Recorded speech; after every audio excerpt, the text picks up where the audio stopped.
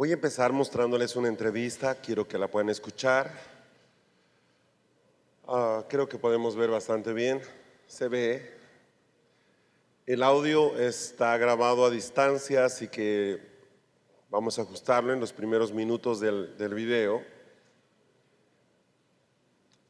Quiero plantearle un punto de reflexión a partir de lo que va a compartir con nosotros. Primero, Sebastián, todos lo conocen, estuvo con nosotros en el evento anterior y sé que hay un propósito de Dios muy particular en escuchar lo que Él nos va a compartir. Así que por favor, tome su lugar y ahí arrancamos.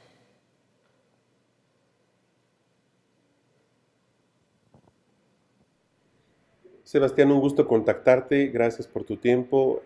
Saludos desde Orlando hasta Córdoba, Argentina, la hermosa Argentina.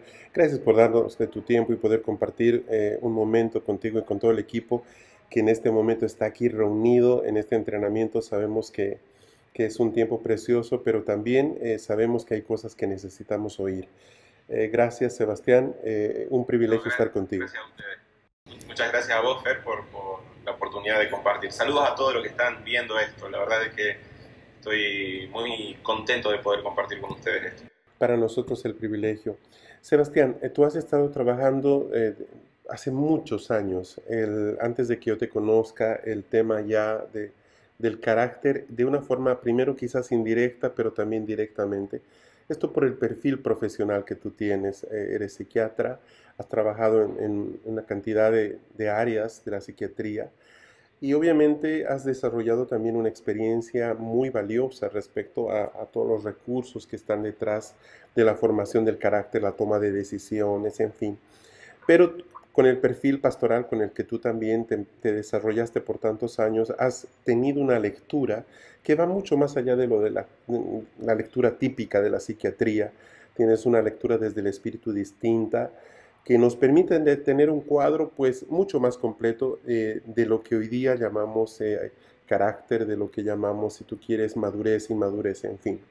Eres una de las personas que está trabajando en ese cuerpo de Cristo que Dios está levantando en muchos lugares, está trabajando con el tema de la reforma y sé que Dios te ha puesto muchísima carga en el asunto del carácter en los líderes. Cuéntanos un poquito qué es lo que te carga de todo esto. Bueno, el tema del carácter es un tema que forma al ser humano desde su nacimiento, es decir, estamos hablando de una temática que es el recurso básico con el cual va a poder cumplir todo lo que tenga que hacer. El carácter le permite al hombre poder completar las acciones.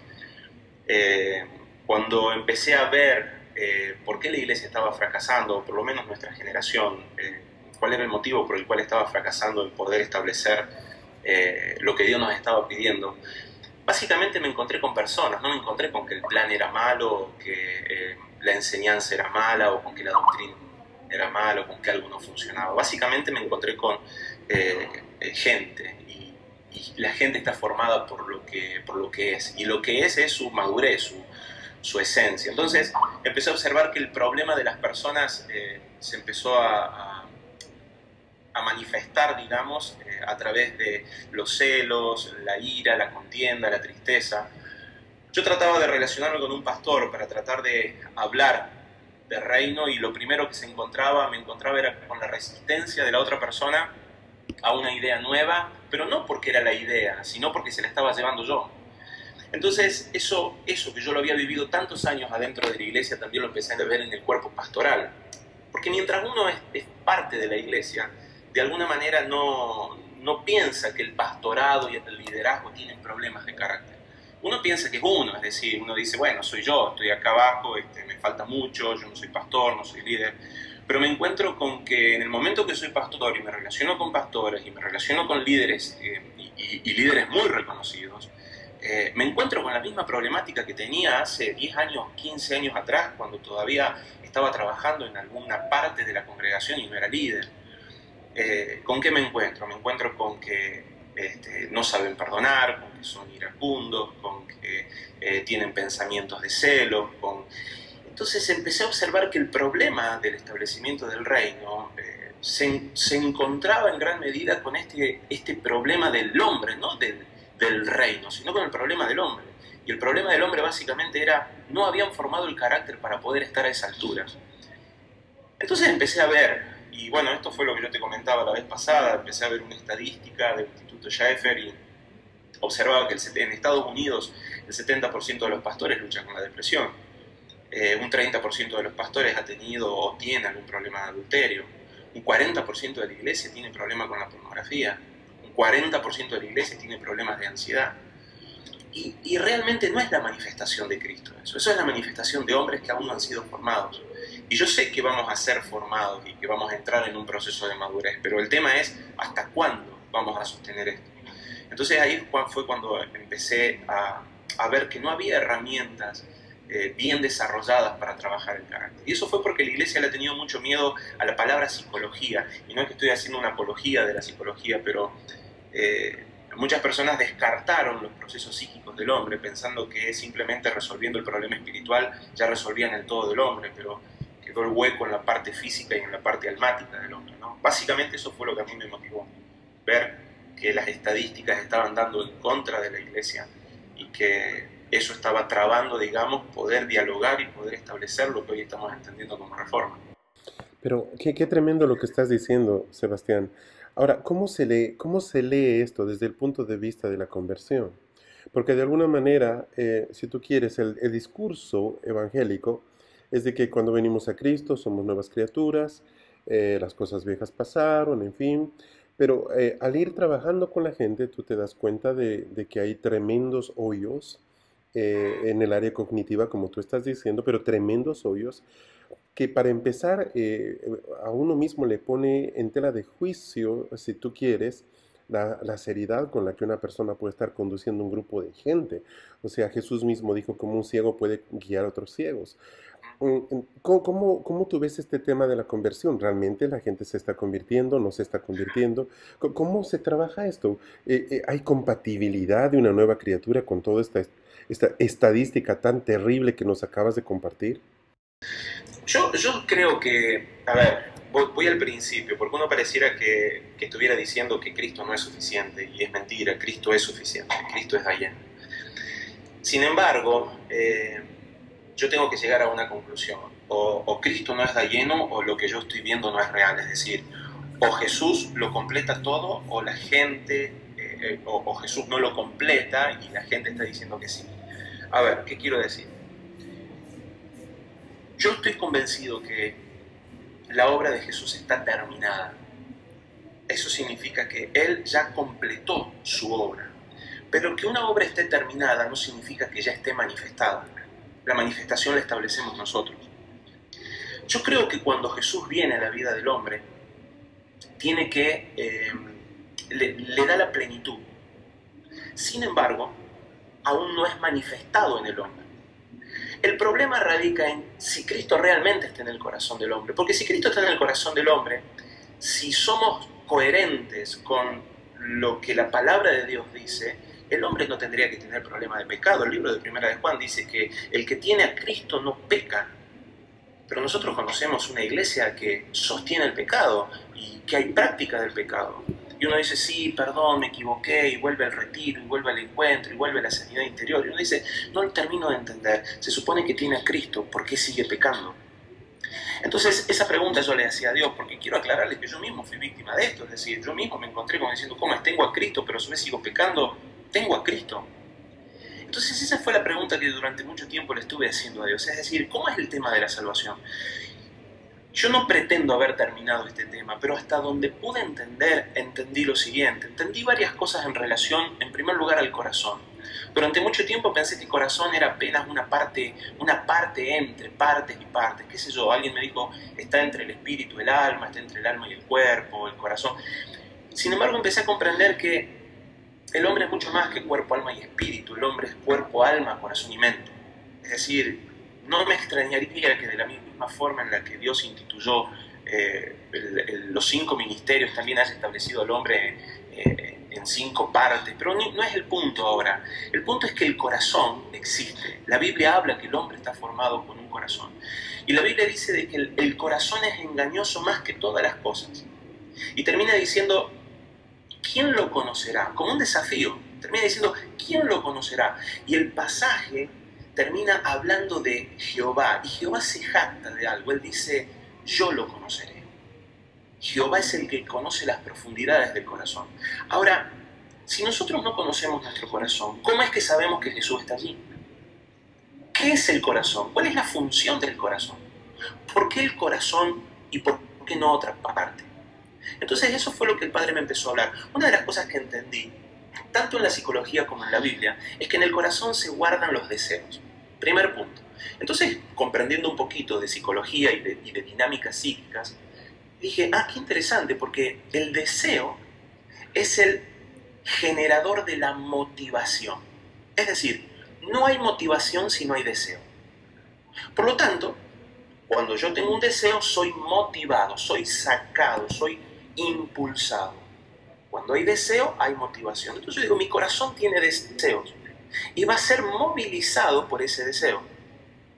Digo, ¿qué deseos tiene el corazón? ¿Y cómo se genera un deseo? Esa es una pregunta más profunda. Pero esto que yo les estoy diciendo es algo que cualquier psicólogo que no tiene a Cristo y no concibe las Escrituras tendría que estar de acuerdo, porque Freud, sin conocer y siendo un profeta de las tinieblas, según mi opinión, él termina diciendo que el hombre es impulsado por deseos ocultos. O sea, él hablaba de los deseos ocultos, él no decía lo que dice la Biblia. Pero la Biblia dice que el hombre tiene deseos a los cuales llama concupiscencia. La palabra de Dios habla de la palabra concupiscencia en el libro de Santiago. La palabra concupiscencia originalmente significa deseos. No es una palabra mala como muchos interpretan, dicen concupiscencia es malo. No, concupiscencia es deseo. Entonces dice que el corazón tiene deseos. La pregunta es, ¿qué tipo de deseo tiene un corazón? ¿Qué es un deseo? Resulta que el deseo no es ni más ni menos aquello que uno necesita. Es decir, yo solo puedo desear aquello que creo que estoy necesitando. Entonces nos vamos retrotrayendo la historia y nos encontramos con un hombre que tiene un corazón, que tiene una necesidad. Esa necesidad genera un deseo. Es decir, yo solo puedo comer, tengo deseos de comer cuando tengo una necesidad de comer. Deseo, supongamos, el tema de los placeres sexuales o los placeres de droga o los placeres inmediatos. Uno dice, bueno, pero ¿qué tipo de necesidad tiene? Tiene la necesidad de calmar una angustia. Hay una necesidad, aparece un deseo. Yo sé que eso me genera placer, tengo deseo y lo busco. Entonces hasta acá tenemos un hombre que tiene un corazón, que tiene necesidades que activan deseos y ese deseo genera motivación. Hasta acá les estoy hablando de estructura psíquica, o mejor dicho, de la dinámica psicoespiritual del hombre, si se quiere. Pero la Biblia dice que cuando el hombre cae de la presencia de Dios en el libro de Génesis, él en Dios tenía todo un diseño que estaba pleno. El hombre era pleno en Dios. Nosotros sabemos que cuando el hombre cayó, entra en una separación y él pierde características que le son inherentes al hombre en su creación original, que son la identidad, la seguridad, el propósito. Estas características que el hombre tenía estando en Cristo, cuando sale de Cristo, genera una ausencia en el corazón. El hombre no lo sabe porque no conoce su corazón, pero ahora tiene una necesidad y esa necesidad activa un deseo. Ahora el hombre se mueve por la tierra buscando justamente propósito, identidad. Ustedes se van a encontrar con las personas que buscan propósito porque son personas que están aburridas, no saben hacia dónde se dirigen, tienen una angustia que está todo el tiempo intentando calmarse con placeres inmediatos. O por el otro lado, tienen una ausencia de identidad. Son personas que van a estar buscando todo el tiempo quiénes son, no saben si son hombres, si son mujeres, si son cristianos, si son musulmanes, personas que no saben cuál es su rol, cuál es su oficio, van de un lugar para otro, o bien personas que tienen un problema de seguridad, se sienten con la necesidad de seguridad y van a ser personas que van a procurar todo el tiempo provisión, trabajo, van a ser pendientes de la medicación o pendientes del médico. ¿Por qué logran todo eso? Porque resulta que el corazón, que como decíamos es el centro, tiene a su alrededor algo que hemos dado a llamar mente. La mente es la mentalidad, empiezo con mentalidad es la forma en la que una persona organiza su vida, mentalidad. Entonces uno dice, bueno, tiene mentalidad de esclavo. La persona organiza su vida para depender. Tiene mentalidad de conquistador. La persona organiza su vida para ganar cosas. La mente intenta proteger, es como una guardiana, protege los deseos del corazón. La mente intenta satisfacer y calmar. Está diseñada para proteger el corazón. Para eso está diseñada la mente. El tema es que nosotros solo tenemos, cuando el hombre se desconecta de Dios, se rompe la conexión entre la mente y el corazón. Ahora la mente no sabe lo que hay en el corazón. O sea, lo sabe, pero no es consciente. La mente conoce lo que hay en el corazón, pero no es consciente. No nos es revelado a nosotros. El único que tiene esta revelación es Cristo. Por eso dice la palabra que el Espíritu gime por nosotros cosas que aún nosotros sabemos. Porque Él sí conoce nuestras profundidades. Él pide por las necesidades que tenemos porque Él sí lo sabe. Nosotros no. Entonces resulta que esa mente, que tiene una necesidad, ve que el corazón tiene necesidad de seguridad, tiene necesidad de propósito, tiene necesidad de identidad, anda buscando por el mundo quien pueda cuidar el corazón. Organiza la vida de esta forma. Entonces un día vamos caminando frente a una iglesia y escuchamos desde el púlpito una persona que nos dice que Jesús nos puede dar provisión, seguridad, propósito, identidad. Entonces la mente, que quiere proteger al corazón, interpreta lo siguiente, dice, si Jesús viene acá, va a proveerme todo esto. Ahora, la intención de la mente no es morir. La intención de la mente es que Jesús venga a proveer todo lo que el corazón está necesitando. Como no puede hacer que Jesús entre al corazón, la mente construye un corazón. Y ahí coloca un Cristo intelectual. La mente coloca un Jesús intelectualizado, es decir, un pensamiento de Cristo. Construye un corazón, dice, yo tengo a Cristo en mi corazón, claro, en el corazón que la mente inventó. Y ahí coloca a ese Jesús. Empieza a vivir conforme a las ordenanzas, porque la mente sigue obedeciendo a ese Jesús, se restringe a ese Jesús. Y al cumplir todas esas ordenanzas, gran parte de la vida de esa persona se ordena. Porque es imposible que no se ordene, porque los principios espirituales van a cumplir su efecto. El tema es que esta persona todavía no murió. Su corazón sigue deseando provisión, seguridad, propósito, identidad. Entonces, cuando esta persona entra en un verdadero riesgo de vida, la mente, al ver que ese Cristo, que es un Cristo intelectual, no está defendiendo, va a buscar otros recursos. Entonces, esta persona, con su corazón mental, asume que le entregó todo a Cristo, pero cuando tiene que dar un diezmo, se agarra la billetera y dice, ay, ay, ay, ay. O cuando tiene que hacer una ofrenda, dice, ay, ay, ay, ay. O cuando tiene que entregar su trabajo, dice, ay, ay, ay, ay, porque no murió. Entonces resulta que la iglesia, el mensaje del evangelio que hemos enseñado, no es un evangelio de muerte para salvación. Es un evangelio de provisión para contención. Hemos desarrollado un evangelio en donde, en función de la necesidad del hombre, hemos negociado la necesidad del hombre y le hemos dicho que Cristo le va a proveer. Y en eso dejamos el evangelio, dejamos un evangelio de milagros, un evangelio de provisión, un evangelio donde vivimos un mundo, un reino supermercadístico donde las personas vienen y buscan de Dios lo que quieren y siguen con su historia. Yo no digo que Dios no vaya a proveer, y en la misericordia de Dios Él nos va a seguir amando, y hasta va a venir y hasta se va a colocar donde le pedimos que se coloque por misericordia, por amor, porque nos ama y porque somos sus hijos. Pero en el momento de tener que morir, vamos a tener que morir. Porque ninguno puede resucitar si primero no murió. Ninguno está preparado para un nuevo tiempo si primero no murió. Entonces esa persona que tiene un Jesús en su mente, sabe la Biblia de memoria, no logra morir a tener que permitir que sea otro el que ocupe el lugar que él anhela. Ejemplo, esta persona necesita identidad. La identidad viene por la aprobación de los demás. Ese pastor que necesita identidad todavía no murió. Por lo tanto, va a requerir que los demás lo aprueben, lo acepten, lo cuiden, lo honren. Y si él le da lugar a que otro pastor tenga la razón y que todo el mundo se vaya detrás de él, significaría que su ministerio dejaría de existir. A ver, virtualmente o imaginariamente, porque eso no ocurriría, pero en su fantasía sí. Entonces lo que pone es una defensa. La mente se defiende de esa posibilidad de riesgo de su corazón. Yo no sé si me estoy extendiendo mucho y si me estoy explicando, Fer. No, está perfecto. Está explicando algo muy pesado, Sebastián. Está explicando por qué una persona puede haber conocido a Cristo y no poder tener estabilidad en su vida. Y largó unas cuantas joyas muy interesantes. La primera, de que el papel de la mente es proteger al corazón. ¿Eso qué quiere decir? Que si el corazón se convence de algo, la mente lo va a justificar.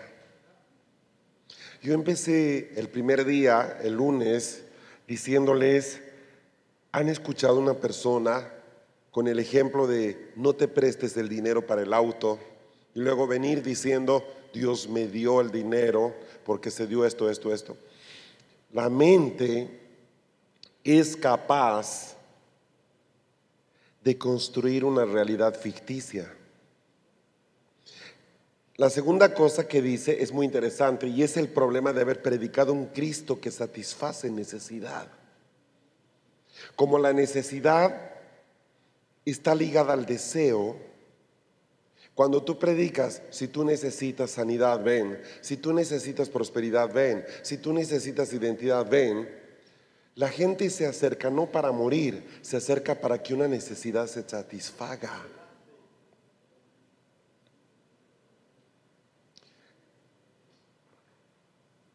Ahora el punto es este: toda la vida vamos a tener necesidades. Y en el momento en que Cristo ya no me satisface, ¡puc!, me desalineo. Por ejemplo, la posibilidad de caer en adicciones, en drogas o en adulterio, se eleva cuando la persona tiene angustia. Si el joven está mirando que la familia está en crisis, es muy fácil que se refugie en las drogas. Si está viviendo una relación matrimonial donde no encuentran lo que ellos necesitaban, no es nada raro de que uno de los dos caiga en adulterio, porque de lo que se trata es de conseguir una satisfacción. Y de alguna manera, y es impresionante, los que han ministrado parejas en adulterio, han ministrado hijos alcohólicos o drogadictos, es impresionante la manera en que ellos justifican lo que están haciendo al pasar el tiempo. La tercera cosa que dice, que es muy fuerte, tremenda, es la manera en que podemos construir un corazón artificial donde llevamos un concepto de Cristo.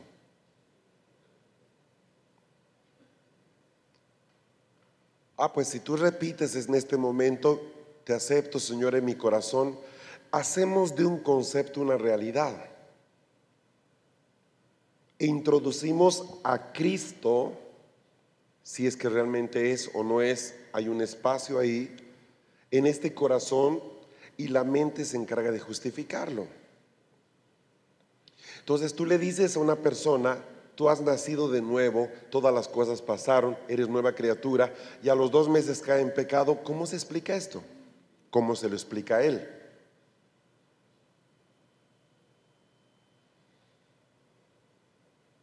La cuarta cosa que me parece interesante, y empezó diciéndolo al principio, es muy fuerte también. Dice: hace 15, 18, 20 años, cuando yo era ovejita de una iglesia, yo veía celos, veía contiendas, veía ira. Pero hoy día, 20 años después, rodeado de pastores, veo las mismas cosas. Veo celos, veo iras, veo lo mismo que veía con las ovejas, lo veo, pero en un plano ministerial. Entonces uno dice: pues ¿qué cambió entonces? Parecería que tú estás viviendo una película, otra vez una película vieja, y uno dice: ¿qué pasó aquí? Yo conozco el ministerio de Sebastián muy bien, y él es una persona que tiene mucha autoridad en el tema mente-corazón. No solo porque es psiquiatra, es pastor, sino porque hemos trabajado juntos en 2 escuelas en el tema de la mentalidad. Es una persona que lleva trabajando más de 10 años sacando gente de la droga. Es una persona que trabajó en niveles muy interesantes de transformación de la mente. O sea, él sabe lo que está diciendo. Y es la primera vez que yo escucho una explicación coherente de por qué alguien que nació de nuevo no puede mantener una vida estable en Dios.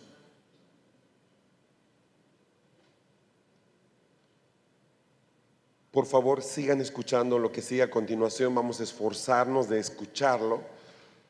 Y repito, disculpen por la mala calidad del audio. Por favor, en el momento que hice la grabación, no me di cuenta que estaba tan pobre. Termina, por favor. Sigue, tranquilo. Entonces, resulta que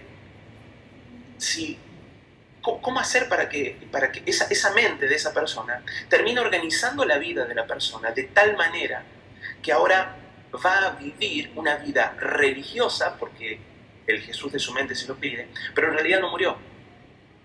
Entonces yo le preguntaba a Dios, Señor, pero no entiendo. Entonces, si Jesús viene al corazón de esa persona, ocurre lo siguiente. Hasta este momento la persona tiene deseos personales. Esos deseos personales se llaman concupiscencia. Entonces imaginémonos que está el corazón, imaginémonos que está la presencia de Dios acá. Si el deseo de esta persona no es Dios, no está acá, no va a poder caminar en rectitud, va a desviarse, porque imaginémonos que el deseo de esta persona es la aprobación de la gente. Él no va a caminar hacia Dios, su mente lo va a organizar para ir en función de la aprobación de las personas. Pero ¿qué pasa cuando Cristo viene al corazón de esta persona? Los deseos de Jesús se convierten en su deseo. Es imposible que esta persona peque, porque el deseo de Jesús, por ser hijo, es el Padre.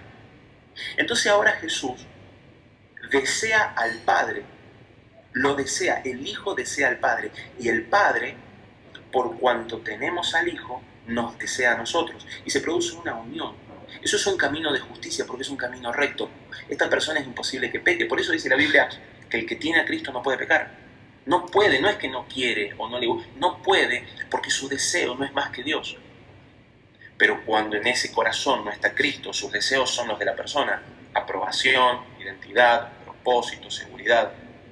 Entonces nos encontramos con una persona que se va a desviar continuamente, aunque en su mente va a volver a hacer fuerza para volver a ubicarse, porque va a recordar de que no puede desear lo malo, que no puede tener celos, que el fruto de la carne son pleitos, iras, contiendas, divisiones, porque el Cristo mental se lo enseñó, pero todavía no ingresó al corazón de la persona. Entonces la pregunta que yo le hacía a Dios, porque yo me confronté con esto, digo, Señor, yo me enfrento a esto, porque yo me encontré muchas veces así. Yo quiero saber si Cristo está en mi corazón. Y Él me empezó a enseñar algo. Me empezó a enseñar de la importancia de la muerte que viene a partir de la adoración. Qué tremendo lo que acaba de decir. Le pregunté al Señor, ¿cómo sé si Él está en mi corazón? ¿Cómo yo sé? Yo les decía algo el primer día. Quiero que entienda que esta es la genética de la gente de Reforma. Lo pongo todo delante de ti. ¿Cómo sé si soy salvo? Wow. Y dice algo muy grueso, o sea, hay una sola forma, y el Señor empieza a mostrar, y tiene que ver con la adoración y la muerte. Pero cuando en ese corazón no está Cristo, sus deseos son los de la persona: aprobación, identidad, propósito, seguridad. Entonces nos encontramos con una persona que se va a desviar continuamente, aunque en su mente va a volver a hacer fuerza para volver a ubicarse, porque va a recordar de que no puede desear lo malo, que no puede tener celos, que el fruto de la carne son pleitos, iras, contiendas, divisiones, porque el Cristo mental se lo enseñó, pero todavía no ingresó al corazón de la persona. Entonces la pregunta que yo le hacía a Dios, porque yo me confronté con esto, digo, Señor, yo me enfrento a esto, porque yo me encontré muchas veces así. Yo quiero saber si Cristo está en mi corazón. Y Él me empezó a enseñar algo. Me empezó a enseñar de la importancia de la muerte que viene a partir de la adoración. Bueno, este es uno de los temas que vamos a estar dando en este tiempo. Pero empecé a entender la importancia de adorar. La adoración es el único ambiente, la única atmósfera espiritual en la cual el hombre puede morir. En el momento en el que adoramos, las personas pueden derramarse delante de Dios, entregarlo todo. En ese momento no te importa nada. Claro, se cierra la puerta de la adoración y vos volvés a activar tu corazón. Por eso Dios busca adoradores que le adoren en espíritu y en verdad. Él está buscando gente que realmente pueda morir, porque ahí es donde el espíritu de Jesús se ubica. ¿Qué es lo que veo en este tiempo? ¿Entendieron eso? Esa es la razón por la que Él busca adoradores en espíritu y en verdad. Porque para adorar es necesario morir.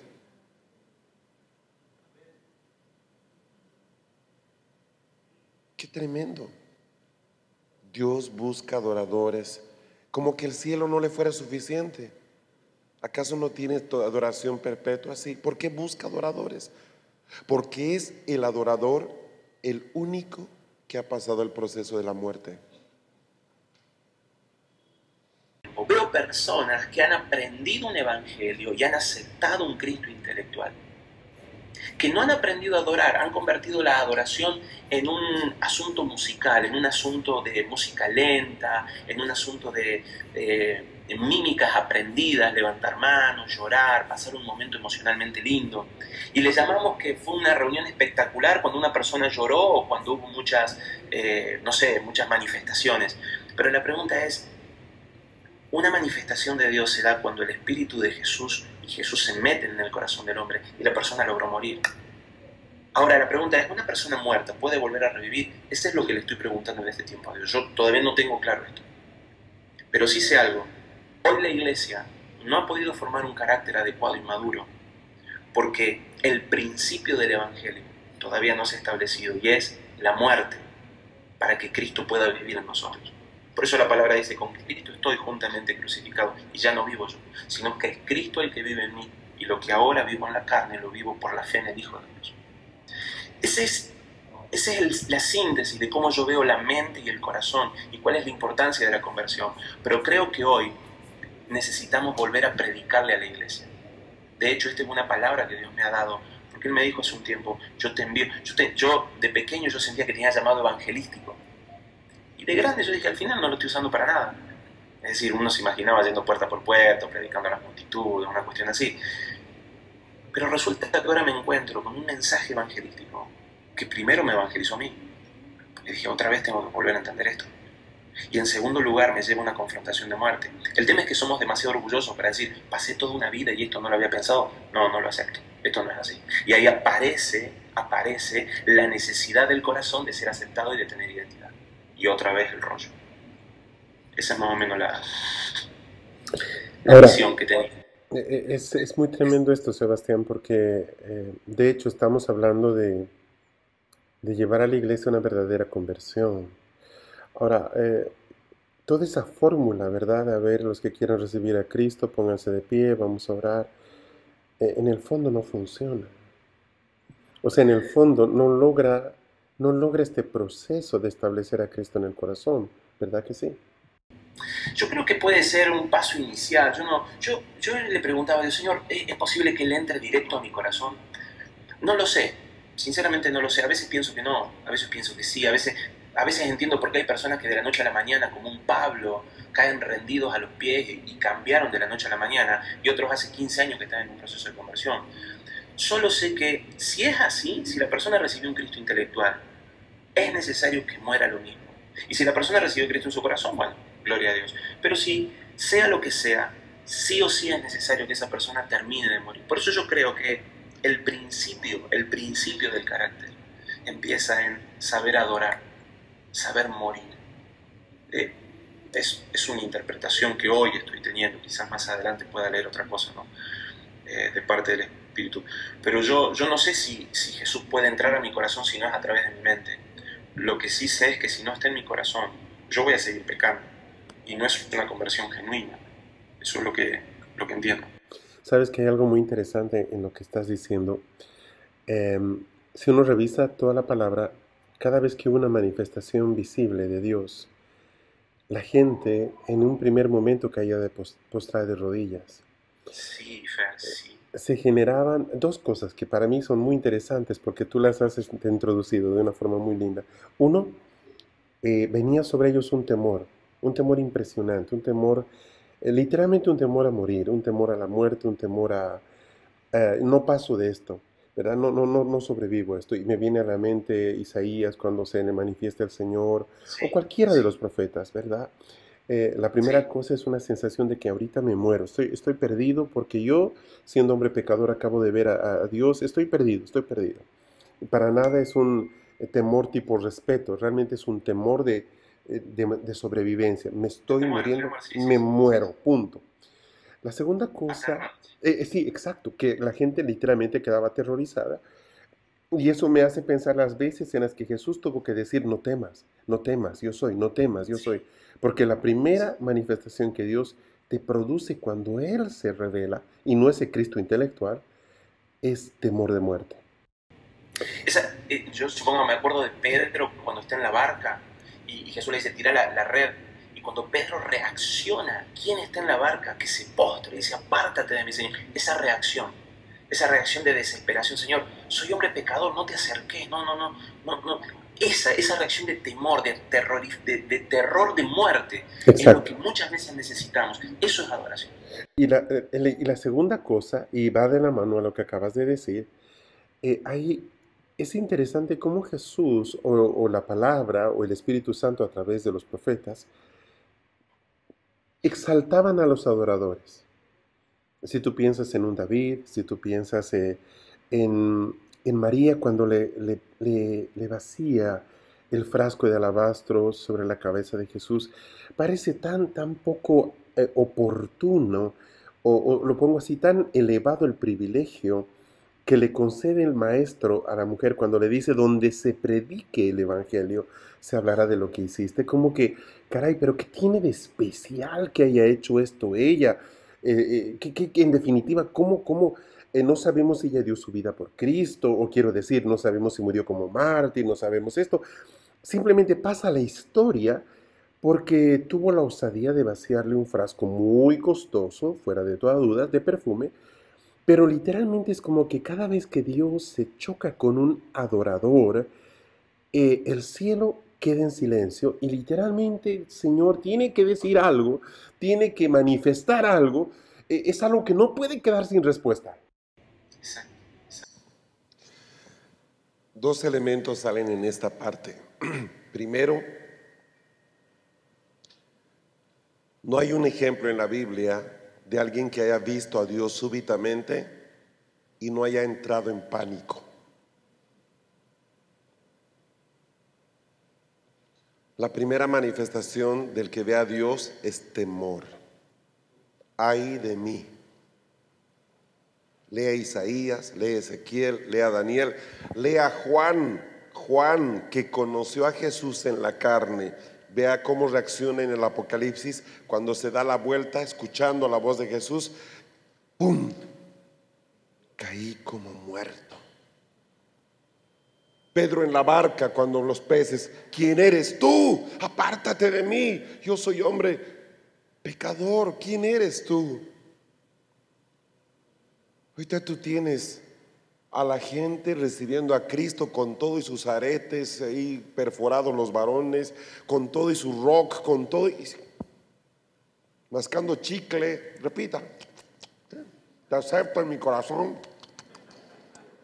¿A qué hora acaba este cuento? Un ratito, hijito, ya nos vamos. ¿Vio a Dios? La segunda cosa es la forma en que Dios reacciona cuando ve un adorador. Y estoy tomando el ejemplo en lo que yo decía de la mujer de María cuando vacía el frasco en la cabeza de Jesús de alabastro, perfume de nardo fino, muy costoso, pero sus lágrimas mojaron los pies de Jesús y sus cabellos los secaron. Y Jesús le dice, ¿sabes qué, mujer? Por lo que tú has hecho, donde se predique este evangelio, se hablará de lo que tú hiciste. ¡Wow! ¿Qué tiene la adoración que provoca semejante ovación de Jesús? Cada oportunidad que Dios se encuentra con un adorador, se produce chispa, se produce luz, se produce encuentros gloriosos. Amados, si la iglesia no supiera de intercesión, no supiera de los ministerios, pero solo supiera adorar, sería una explosión. Si solo supiera adorar.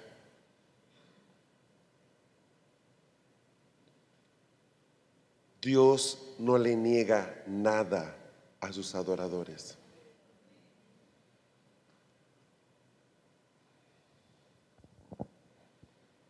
Sí, sí, ese es el efecto, ese es el efecto. ¿Qué entiendes por adoración a partir de eso? Bueno, lo hemos hablado, ¿no es cierto? Que adorar, literalmente, una de las tantas acepciones que tienes es lamer la mano, ¿no? Exacto. Yo una vez veía una película de época, y veía una película de vikingos, y ellos iban y consultaban a un chamán, una especie de brujo. Y me acuerdo que me dio mucha impresión, porque yo no sabía que adorar significaba lamer la mano, y ellos fueron y le consultaron. Y cuando termina, él les extiende la mano y ellos le lamen la mano. No, todo así, es una cosa cochina, fea. Y yo digo, no puede ser tan chancho. Y después que veo la película y empiezo a investigar y a ver, y termino viendo que eso es adorar. La imagen me humilla, sinceramente. Wow. Cuando No sé si lograron entender, dice, estaba viendo un documento, una película de los vikingos, y hay una escena donde un chamán está siendo consultado, y cuando terminan de la consulta, él extiende la mano, y el que hizo la consulta se pone de rodillas y le lame la mano como perro. Y de hecho era una práctica vikinga para la gente de eminencia. ¿Por qué? La palabra proskineo es adorar, y proskineo en griego significa lamer la mano del amo. Eso significa adorar, lamer la mano del amo. Wow. Quiero que entienda esto. ¿Dios necesita que le lamamos la mano? No. Él busca gente que se humille al punto que puede lamerle la mano como un perro. Si usted está preocupado de que le salgan rodilleras a su traje, usted nunca va a poder ser un adorador.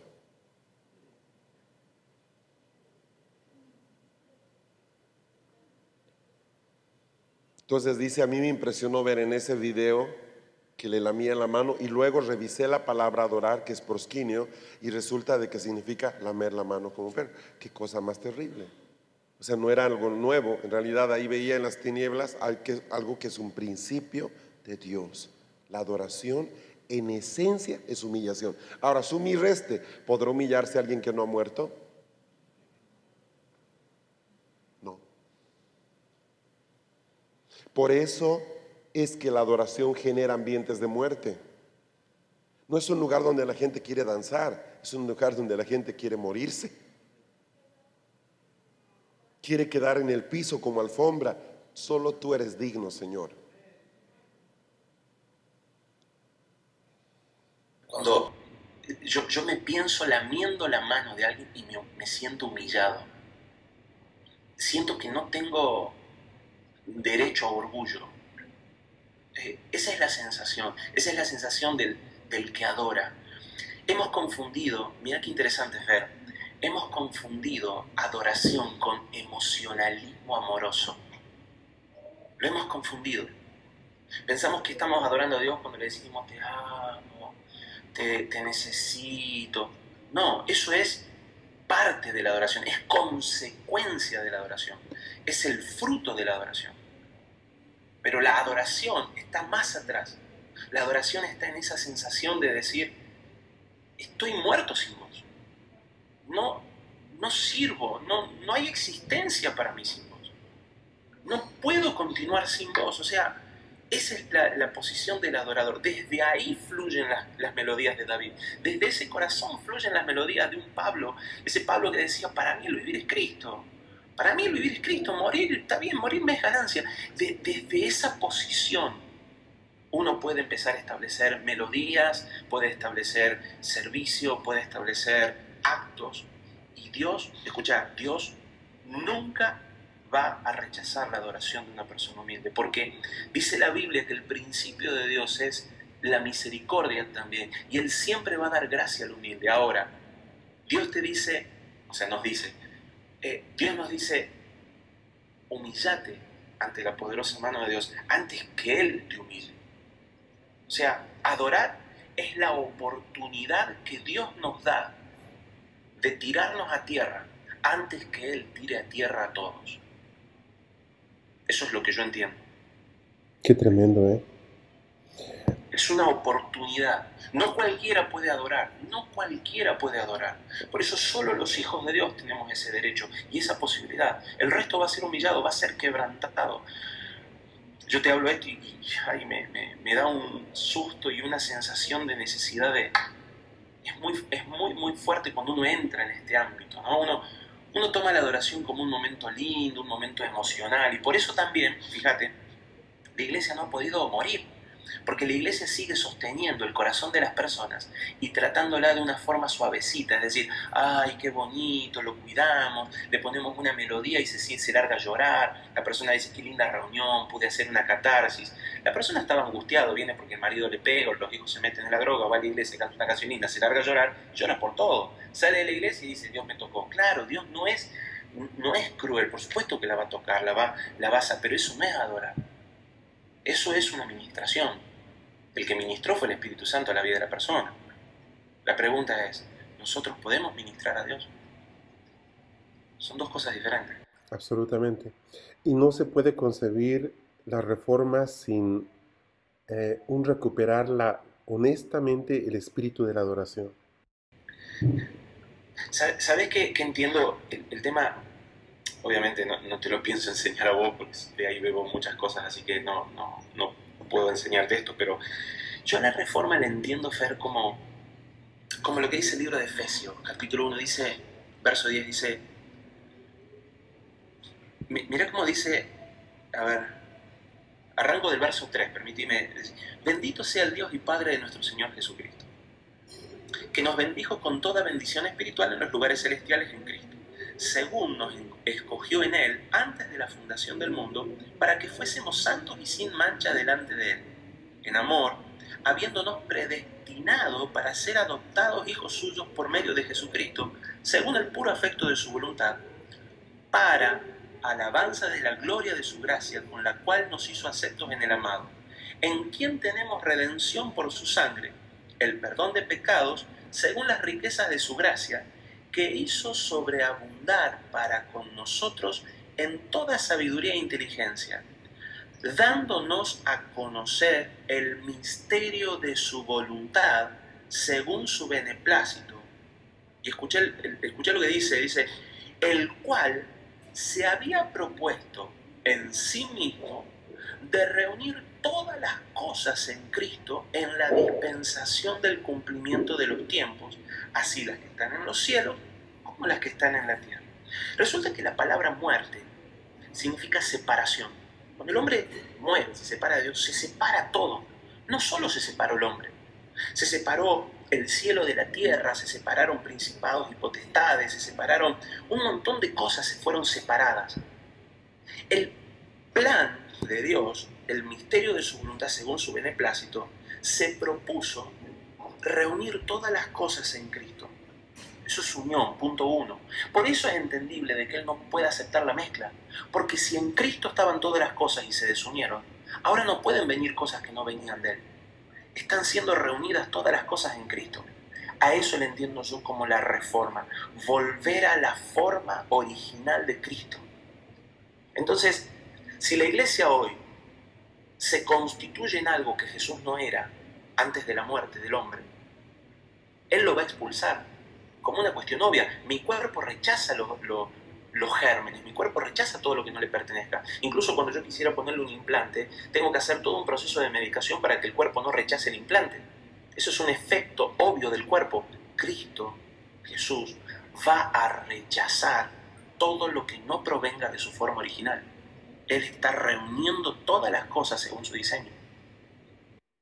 Wow. Wow.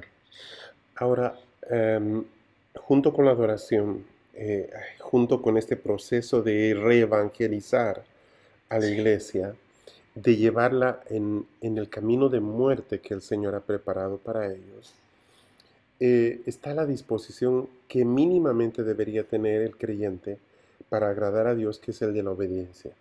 O sea, creo que Dios no da sugerencias, creo que Él da instrucciones. Creo que Él da mandamientos, creo que Él determina lo que es y lo que no es.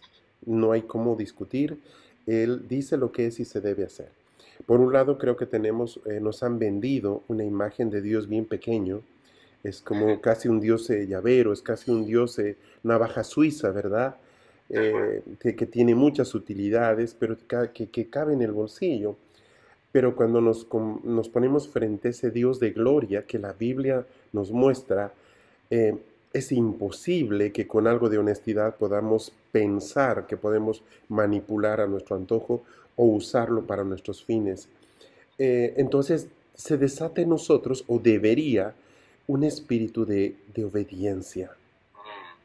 Ahora, tú has trabajado muchísimo con gente que está al borde, ¿verdad? Gente que está en el proceso de salir de drogas, en fin, has trabajado en centros de diversas características de contención social, en fin. Pero la gran mayoría de seres humanos que no van a llegar a ese borde, de cualquier manera, están en este momento bajo un espíritu de rebelión muy intenso. O sea, me explico. Creo que el problema del hombre está asociado justamente a esta insatisfacción de deseos fuera de lugar, en fin. Pero estamos probablemente viviendo una de las eras con mayor dificultad o con mayor manifestación de rebeldía, si tú quieres. Sí. Entonces, tenemos hoy día que... Y que es hay, coherente al tiempo. Es coherente al tiempo, Fer, porque la palabra del reino, supongamos, ajá, la palabra reino hace referencia a autoridad.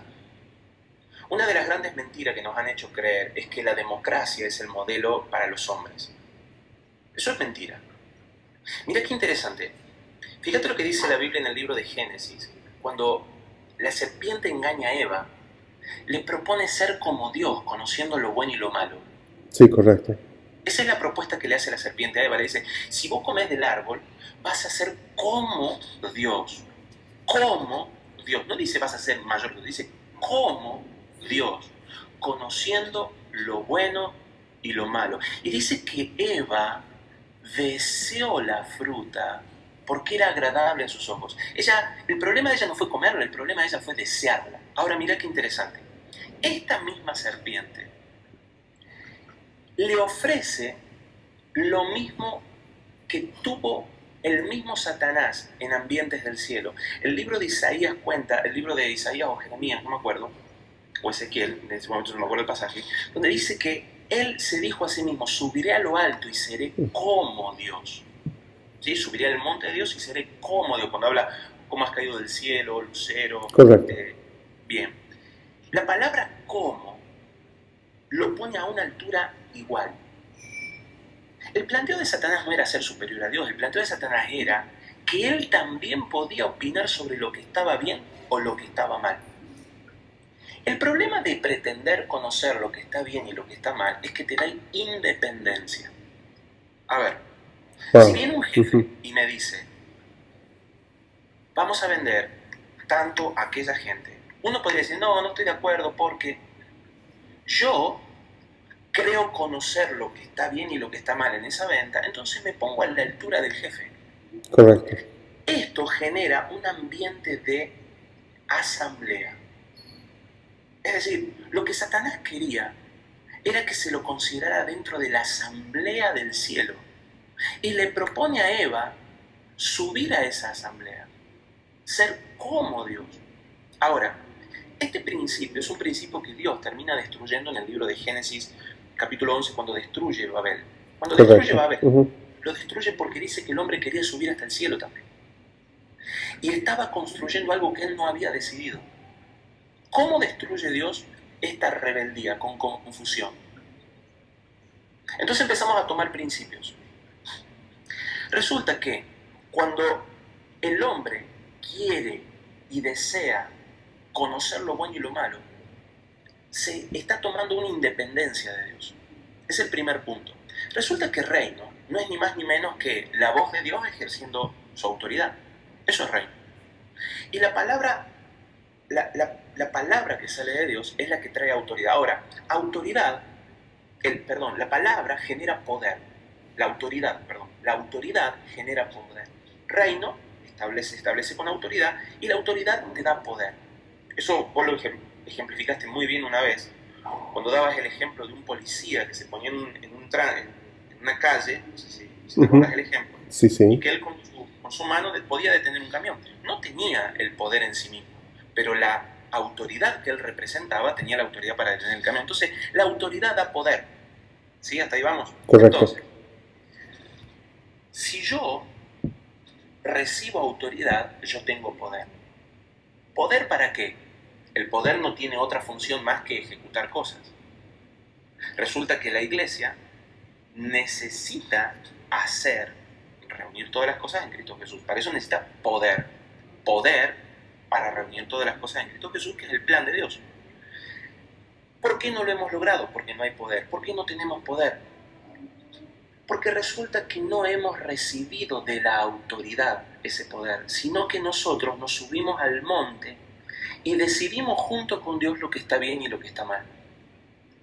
Entonces ahí no recibimos autoridad, sino que nosotros mismos definimos la autoridad. Ahora vamos con el poder que hay en nuestra propia autoridad, pero no viene la autoridad del cielo, que es en el único donde reside el poder.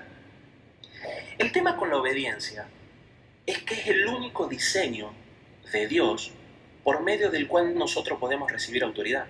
No es un capricho de Dios. No es que Dios dice, mira, yo mando y ustedes se callan la boca y tienen que hacerlo. Porque Dios no es un déspota. Tampoco es un tirano. Es un rey. El tema es que, ¿cómo puede hacer el rey para entregarte poder si vos no te sujetas al rey? Si te rebelas al rey, ¿de qué manera podrías recibir autoridad de él? Si te subís con él, no estás recibiendo autoridad. Estás poniéndote a la altura de él. Cuando las personas se rebelan a Dios, se están rebelando no solo a Él, sino que están resistiendo el poder de Él. No lo quieren hacer las cosas con su propio poder. Entonces, fíjate lo que ocurre. La autoridad no es una persona. Autoridad no es un rol. Autoridad es una unción que viene de Dios. Tal es este principio, que David no quiso tocar a Saúl, aun cuando Saúl lo quería matar. Está tocando el tema de por qué la iglesia no tiene poder. Y él se ha ido hasta Génesis para explicar que la única forma de tener poder es estar bajo autoridad. Y está explicando por qué la iglesia hace tantas cosas que no funcionan. Porque decidió en su corazón lo que está bien y lo que está mal, cuando eso solo le corresponde a Dios. A mí me pareció hacer bien esto, a mí me pareció bien hacer esto, a mí me pareció hacer. Es interesante que la tentación de Satanás fue: tú serás como Dios, conociendo el bien y el mal. Ahora, ¿se acuerdan ustedes de la escena en la que Jesús se encuentra con el centurión? Y Jesús le dice, vamos a tu casa, y él le dice, Señor, no soy digno de que tú entres en mi casa, si solo tú dices la palabra, él será sano. Él habló también de la palabra. Y Jesús dice que se asombró y le dijo, grande es tu fe, hombre, que aún no le he hallado en Israel. ¿Por qué? ¿Por qué esta persona pudo funcionar? Y él lo explica, porque yo soy un hombre bajo autoridad. Digo, ve y van, digo, viene y bien. Está tocando ahora el ejemplo de Saúl y David, cuando David y Saúl están en la misma cueva, pero Saúl no lo ha visto a David y David sí lo ha visto a Saúl. Y cómo David nunca quiso dañarlo a Saúl. ¿Por qué? Porque David estaba bajo autoridad y sabía que Saúl también. La cumpla o no, estaba bajo autoridad. El rey lo puso. Este es un tema muy tremendo. Gran parte de la debilidad de la iglesia viene de dos áreas. Estamos tocando dos temas: el carácter y no haber entendido la autoridad. Entonces, ¿cuál es el problema ahorita, en este momento, por ejemplo, con lo que llamamos reforma? Un espíritu de independencia. Cada uno quiere hacer la reforma a su manera. Bueno, tienes el derecho, puedes hacerlo, pero lo importante sería poder sumar un solo propósito. Y ahí entra la importancia de estar entendiendo quién te comisionó para esto. Él no quiso tocar algo que le pertenecía a Dios. Unción de Dios es algo que viene de la misma esencia de Dios. Es como tocar a Dios mismo. Es como ver a tu hijo y ver los genes tuyos ahí. Entonces David veía la unción, él veía la representatividad de Dios. Él no estaba preocupado por Saúl o sus actos, él estaba preocupado porque no podía tocar la unción. Ahora, David fue una persona que tuvo que salir huyendo porque lo querían matar. Tuvo la oportunidad de ejecutar a Saúl muchísimas veces, pero él no hizo absolutamente nada a causa de quien poseía la unción. Resulta que la obediencia es el diseño por medio del cual podemos recibir esa unción. La obediencia es el diseño por el cual nosotros podemos recibir la unción de autoridad. Wow. Porque si nosotros no somos obedientes, nos ponemos a la posición del que nos da la autoridad y entonces ya no la podemos recibir. No sé si se entiende. Wow. Si no obedecemos, me pongo en la posición de la persona que me dio una instrucción, por lo tanto no estoy bajo autoridad, estoy a su mismo nivel. No sé si se entiende. Correcto, sí, perfectamente. Es muy importante entender que yo no puedo recibir autoridad si no estoy en obediencia, porque el que está en obediencia es el que está abajo. Si yo no estoy en obediencia, estoy arriba, a la misma altura. Entonces, ¿cómo va a caer la autoridad sobre mí si estoy arriba? Correcto. David se pone en obediencia, él no sabía todo esto, o sí, qué sé yo, no sé, es lo que el Espíritu me reveló en la última escuela que dimos. Resulta que, fíjate cómo es el tema, en todo lo que el ser humano sea obediente, va a prosperar.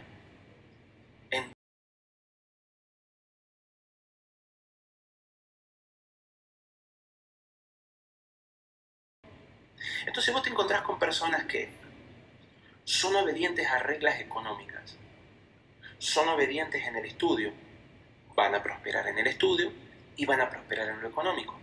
Pero fueron rebeldes a sus padres, se pelearon con sus padres, por lo tanto no van a tener autoridad como padres sobre sus hijos. Y es muy interesante ver familias muy bien económicamente, que fueron muy prolijos en el estudio, fueron obedientes en el estudio, fueron obedientes con sus profesores, fueron obedientes, pero se pelearon con sus padres, los deshonraron, nunca más se relacionaron y ahora sus hijos se rebelan contra ellos. Si uno empieza a prestar atención, en todas las áreas donde uno tiene problemas es porque uno terminó siendo rebelde, es decir, se subió a la plataforma del padre o de la autoridad y dijo, yo puedo opinar igual que él. A partir de ese momento se corta la unción, la autoridad de poder y no podemos ejercer dominio sobre el área que se nos estaba por dar.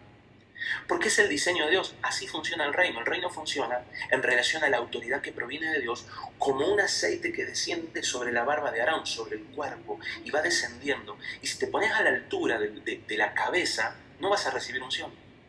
Correcto. Entonces resulta que obediencia es mucho más que simplemente un capricho. Es un diseño necesario para poder tener gobierno para las áreas que vayamos a ejecutar. Pero esto que te estoy diciendo es bíblico. Jesús no vino solo a morir. Básicamente, Él vino a padecer humildad, a padecer obediencia. Fíjate lo que dice el libro de Filipenses. Por tanto, Si hay alguna consolación en Cristo, si hay algún consuelo de amor, alguna comunión del Espíritu, si hay algún afecto entrañable, si alguna misericordia, completad mi gozo sintiendo lo mismo, teniendo el mismo amor, unánimes, sintiendo una misma cosa. Nada hagan por contienda o por vanagloria, antes con humildad, estimando cada uno como superiores a él mismo. Cada uno de los demás como superiores a él mismo. Está empezando a decir, che, pónganse, aprendan el tema de considerar a los demás. ¿Por qué? No mirando cada uno por lo suyo, sino cada cual también por lo de los otros. Haya pues en vosotros este sentir que hubo también en Cristo Jesús. Y acá empieza. El cual, siendo en forma de Dios, Jesús era igual a Dios, Eva no. Eva quiso ser como Dios, por eso se subió al monte.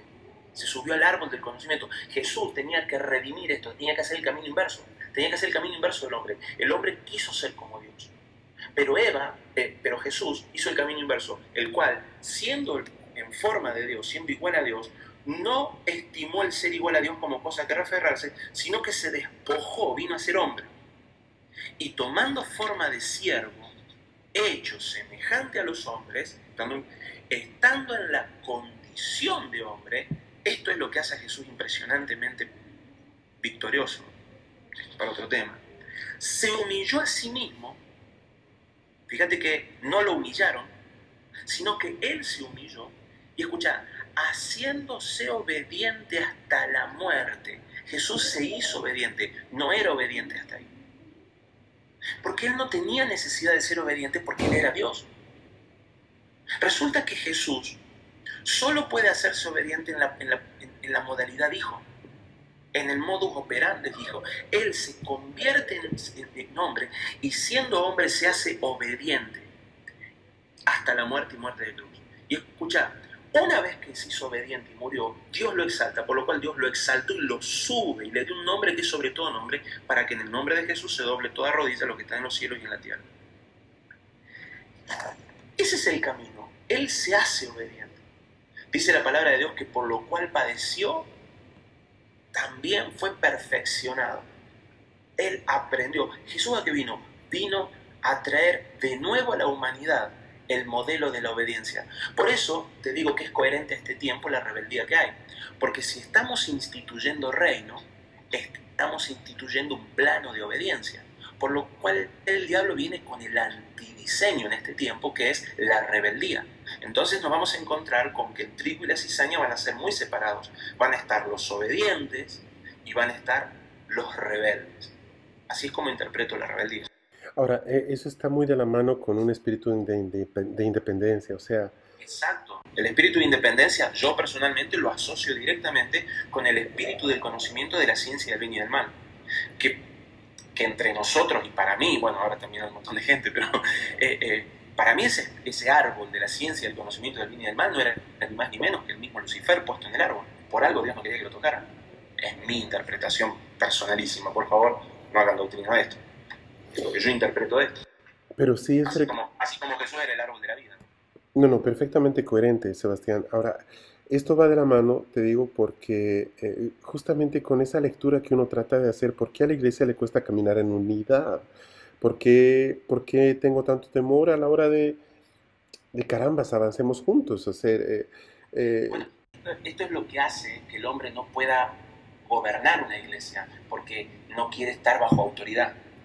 La palabra autoridad es una palabra muy fuerte, es decir, ¿quién quiere estar bajo autoridad? Eso implica humildad.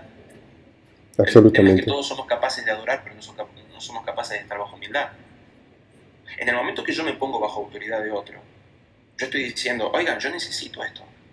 O sea, yo no estoy bajo autoridad tuya porque vos no cometas errores o porque seas Jesús en la tierra. Yo estoy bajo autoridad tuya porque el Padre me lo mostró y recibo de lo que Dios te da. Y espero que las personas que estén bajo autoridad mía pase exactamente lo mismo. Y espero que vos recibas de tu autoridad lo mismo. Entonces, ese es el modelo del reino. Un modelo donde somos capaces de humillarnos, pero también de gobernar. Correcto, y ahí está la absoluta coherencia que hay entre lo que recibo y lo que transmito. Exacto. Pero al mismo tiempo a mí me da la absoluta libertad de saber de que yo puedo beber de lo que tú tienes, sabiendo que yo no lo tengo exactamente de esa forma, pero en el diseño perfecto de Dios necesito de eso Y aquí entra, o sea, empiezan a caer un montón de paradigmas. He escuchado cuántas veces decir esto, a ver, no, si Dios quiere enseñarme este tema que te digo, por ejemplo, de, no sé, de la intercesión territorial, lo que fuera, que Él me lo enseñe, pero no voy a invitar a fulanito para que lo haga. ¿Verdad? Parece muy espiritual, o sea, wow, qué hombre más tremendo, claro, el Señor se lo va a mostrar. Pero quizás ya, ya Dios habilitó una forma para poder hacer esto, o sea, y creo que en todo este proceso, constantemente donde nos equivocamos es en lo que brota de nuestro corazón. Tenemos una habilidad tan grande para disfrazar lo que sentimos y le podemos poner en palabras tan bíblicas lo que estamos torciendo Sí. que casi te digo, merecemos ovaciones. O sea, ¿qué te digo? Se escucha muy tremendo, ¿no? Ah, pues yo le he pedido a Dios que me lo enseñe Él mismo, porque quiero comer de su mano y no de hombre. Eso rompe completamente todo el diseño apostólico del libro de Hechos, todo lo que está ahí, Totalmente. por Déjame, ejemplo. déjame agregarte un cachito a esto que estás diciendo. Dale. ¿Sabes por qué ocurre eso, Fer? Porque las personas han malentendido su relación con Dios. Mira esto. Dios me hablaba lo siguiente. Porque yo le decía, Señor, se supone que yo tengo el Espíritu Santo, yo también puedo aprender todo esto. Y Él me decía, no, no funciona así. ¿Cómo es esto, Señor? Y Él me decía lo siguiente, mira, yo, Sebastián, tengo una doble relación con ustedes. Yo por un lado soy padre, pero por otro lado soy rey. Son dos cosas diferentes, pero que a su vez trabajan de la mano. Yo me manifiesto en el momento de la adoración como padre, pero en el momento de la conquista y de la ejecución del reino, vamos a trabajar como reino. Entonces él me decía, me daba el ejemplo, en mi espíritu me daba el ejemplo de un gran general. Imagínate, Fer, que soy general de un ejército, el general del ejército de Argentina, y tengo un hijo de 17 años. Mi hijo de 17 años quiere entrar en el ejército y él empieza la carrera militar. Resulta que él tiene su inmediato superior, un oficial que le hace la vida imposible. Lo maltrata, sabe que es hijo mío, por lo tanto se aprovecha de él, le tiene bronca y le tiene celos y le hace las mil y unas. Si él confundiera mi rol de padre con el rol de general, él se levantaría, le tiraría un ladrillazo y diría, a mí no me puede hacer nada, total, Dios, mi papá es el general y a mí no me va a hacer nada. Pero las reglas del ejército lo meterían preso y el general no podría hacer nada, a menos que sea corrupto y lo saque. Pero a la noche, si este muchacho le obedece al oficial este y se calla, mastica la bronca, aprende a sufrir, a la noche, cuando llega a su casa, dialoga con el general, que es su papá. Y le dice, papá, vos sabés que tengo un oficial que es así, así, así, y rompe las reglas tratándome de esta forma, de esta forma. ¿Qué hace el papá? Le dice, hijo, no te hagas problema. Yo voy a mandar, tengo gente en esa región, voy a mandar para que lo pongan, le controlen y vean de qué manera está ejecutando esto. Y si lo hace mal, lo voy a meter preso. Ahí se establece la relación. Ese hijo sabe manejar lo que es relación padre, relación rey. Y Dios me decía así, en lo que es el amor, en lo que es la contención, en lo que es tu relación conmigo, yo siempre voy a estar. Nadie va a estar entre vos y yo. Pero yo voy a formar tu carácter poniéndote bajo autoridad de personas a las cuales yo les voy a hablar y vos me vas a oír en el reino a través de ellos. Yo entendí entonces que para ejercer la posición de siervo en el reino, trabajo bajo tu autoridad. Pero cuando se trata de formar mi carácter en lo privado, trabajo en relación directa con el Espíritu Santo. Eso es lo que he aprendido. Qué tremendo, porque yo no sé si has escuchado que, wow, tengo muchas cosas en la cabeza, pero se ha tirado hoy día tantas líneas que tienen una forma de diseño de Dios, pero no lo son. Por ejemplo, redes apostólicas paternales. Claro, bueno, ¿Ah? ahí está. Yo no soy tu apóstol, soy tu padre. Y es curioso, porque en la Biblia dice, a nadie llamarás padre, porque uno solo hay en los cielos. Entonces, y te digo porque lo he visto vez tras vez tras vez, y me choca mucho. Me Sí, choca desde la época en que yo, católico, tenía que decirle al sacerdote padre, padre, padrecito. Y yo nunca pude decirle padre a un hombre con sotana. Me sonaba raro, básicamente porque yo no veía que eso sea real. Pero es un completo error, porque por un lado, Dios nunca va a transferir a un tercero la formación de mi propio carácter, de No, mi... no, para nada. Sí, pero por el otro lado, qué tremendo, está la multiforme gracia del cuerpo para trabajar en nosotros una cantidad de aspectos que el Padre no quiere trabajarnos, quiere que seamos trabajados por nuestros similares, Exacto, ¿verdad? exacto. Eh, entonces tienes que, por ejemplo, me ha tocado hablar y te seguro que tú tienes muchos más testimonios con personas que me dicen, mire, si yo cometí este error, si es que mi pastor nunca eh, no, nunca me dijo que no, es que mi pastor nunca me advirtió. Y uno dice, pero ¿para qué estaba el Espíritu Santo? O sea, el Espíritu Santo está diseñado pues por Dios para que me conduzca en esos caminos bajo los cuales yo no tengo por qué pedirle consejo a los hombres, pero por el otro lado sí necesito de los hombres para poder moverme en una plataforma de reino, porque Dios de ninguna manera va a construir su reino solo con Sebastián Palermo o con Fernando Orihuela, es absurdo. Él va a hacer que Sebastián y Fernando trabajen juntos porque de eso se trata el reino, pero no vas a poder adulterar la imagen de Padre bajo ningún concepto. Es tal cual, es tal cual. Yo siempre digo, a mí me gustaría, siempre tomé a David como un hombre modelo, ¿no? Y yo diría, Señor, ¿cómo me gustaría ser como David? Y la vez que se lo dije a Dios, después de todo esto, Dios me dijo, no te olvides que para ser David, yo te tengo que enviar un Saúl. Misericordia, digo. Yo espero que podamos pasar por ese proceso de otra forma, digo. Qué tremendo eso. Y claro, porque Dios siempre va a mandar gente que va a formar de alguna manera eh, nuestra capacidad de sujeción. Si no, ¿cómo podemos demostrar ser hijo? Es fácil decir soy hijo de Dios, pero ¿y a quién te sujetas? Es fácil decir yo le obedezco a Dios. Y claro, si vos estás leyendo en tu mente quién es Dios, pero la pregunta es, ¿por qué no demostrar que sos hijo de Dios sujetándote a alguien que te da la capacidad? ¿Cómo hizo Jesús? ¿Acaso Jesús no se sujetó a los mismos sacerdotes? ¿No se sujetó a Pilato? ¿No se cayó la boca cuando le pegaron? Y él era el hijo de Dios. No podía decir perfectamente, hey, cállense la boca, ustedes no entienden nada. Se cayó la boca. Él vino a aprender obediencia y nos enseñó a nosotros que mientras estemos en este proceso, tenemos que callar. Y escuché esta frase, tenemos que sufrir la obediencia. Porque la obediencia se sufre. Toda obediencia se sufre, sí, pero forma parte de nuestro desarrollo. Eso ayuda a que nosotros formemos un carácter aprobado y maduro.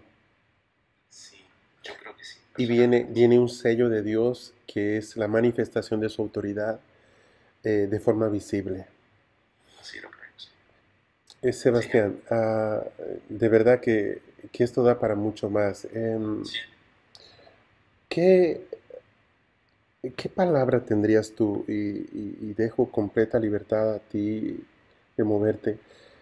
Tú has pasado un proceso desde que te he conocido, un proceso de desarrollo extraordinario en el que partiendo de un modelo eclesiástico muy pastoral, muy tradicional, para nada quiero sonar irrespetuoso, simplemente quiero decir un modelo eclesiástico normal, conocido. Sí, sí, sí. Tú has transicionado por etapas eh, muy rápidamente al punto hoy día de estar moviéndote en una plataforma apostólica y profética muy dinámica, eh, y la necesidad de la iglesia se ha abierto delante de ti, Sí. justamente, te buscan muchísimo, pero esta evolución apenas se ha tomado en tu caso quizás 3 o 4 años, es algo Sí, muy rápido, muy sí, rápido. sí, creo que sí. Y sí, te digo porque yo tengo más o menos registrado los tiempos en los que yo me alío con la gente y te tengo ubicado. Y si algo me asombra de todo este proceso es la velocidad de tu migración de una plataforma A una plataforma B. Te digo esto porque conozco muchos líderes que llevan 10 años queriendo empezar este proceso, simplemente, pero siguen funcionando bajo una plataforma A. No es mala, es una plataforma tal cual, es como que te digo, es un bote, tenemos Claro. que cruzar un lago, hay que cruzar un lago muy extenso y tenemos un bote, esa es la plataforma pastoral, tienes Qué bueno. dos buenos remos y 2 buenos brazos. Pero un día transicionas a un motor fuera de borda ¿verdad? Dos motores de unos 150 caballos de potencia cada uno. Y obviamente lo que antes tú avanzabas en un día remando, lo haces ahora en 5 minutos en el bote con el motor fuera de bordo. ¿Por qué? Porque estás en una plataforma apostólica y profética, o sea, te mueves más rápido. De lo que se trata aquí es de cruzar el lago, punto. De lo que se trata es eso, no es otra cosa. Entonces, yo veo que hay gente que sigue en el bote, aunque cree que tiene el motor hace mucho rato, cambió los remos, volvió a cambiar los remos, Y eh, entrena los brazos. y tiene unos brazos impresionantes de fisicoculturista, pero nunca puso los motores. Entonces, aunque de alguna forma tú has estado respondiendo esto, yo te hago una pregunta directa. ¿Qué hiciste tú para transicionar tan rápido? Eh, Primero que no sabía que uno nunca sabe que está transicionando, ¿no? Uno siempre parece que estuviera en medio de la prueba. Uno sabe que está transicionando porque te lo dicen los demás. Es decir, cuando vos estás en medio de la dificultad, vos no sabes en qué proceso de la dificultad estás, hasta que de repente se termina. Eh, a mí me pasó algo muy característico, está relacionado a lo que estábamos hablando recién. Yo tenía una inquietud muy grande. El Señor nos llevó a un proceso de muerte muy grande. Yo empiezo a hacer crisis cuando se mueren dos niños en mi congregación. Uno no era de la congregación, ninguno de los dos era de la congregación en realidad, pero son dos niños a los cuales yo empecé a orar y terminan muriendo. Y yo ahí empiezo a hacer mucha crisis profunda. Ahí fue donde yo me pregunté dónde están mis milagros, dónde están las señales que seguirían aquellos que te siguen.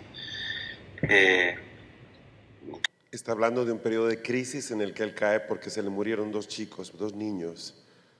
Y él entra en una angustia muy grande. ¿Dónde están las señales? Porque él había orado por los dos niños y recibió palabra de que se iban a sanar y se murieron. Entonces él entra en una crisis muy fuerte preguntando ¿dónde están las señales que dice la Biblia van a seguir a los que creen o no creo? Creo que una de las cosas en las cuales siempre el Padre me permitió mantenerme vivo fue en la sinceridad con Él. Yo le tengo mucho miedo a Dios. Esa fue la plataforma de pequeño. Cuando digo que le tengo miedo de verdad. O sea, no estoy jugando cuando digo que le tengo miedo. Yo ni por chiste me alejaría ni medio segundo de Él, pero no, a veces pienso que no por amor, sino por temor. Realmente el temor me ha salvado. No obstante, le amo con pasión. Y eso también me ha permitido sostenerme en esta vida. Ahora, ¿por qué transiciono de un ambiente al otro? Literalmente creo que uno es jalado. Te lo voy a decir fácil. Yo creo que a mí me arrancaron de donde estaba. Yo no... Fue una especie de Pablo. Pablo nunca quiso ser apóstol. Pablo quería ser un asesino de iglesia. Para él estaba haciendo lo correcto, con ser fariseo le era suficiente. Hasta que lo tiran del caballo. A él fue arrancado. Literalmente eso fue lo que me ocurrió a mí. No amerita dar nombres para no opacar lo que estamos hablando, pero no tengo otra en este momento. Yo cuando te conozco a vos, me encuentro con respuestas a preguntas que me había hecho toda la vida.